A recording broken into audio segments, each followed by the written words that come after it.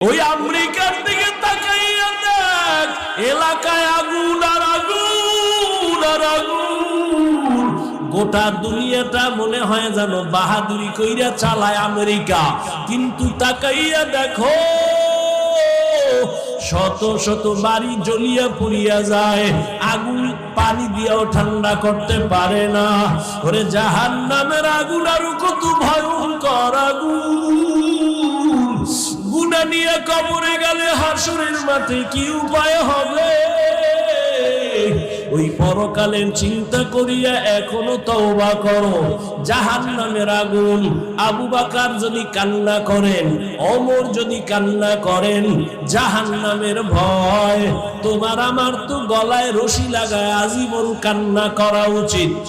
ওই বড় লোকের বাড়ি গাড়ির কোনো দাম নাই, 10 তলা বিল্ডিং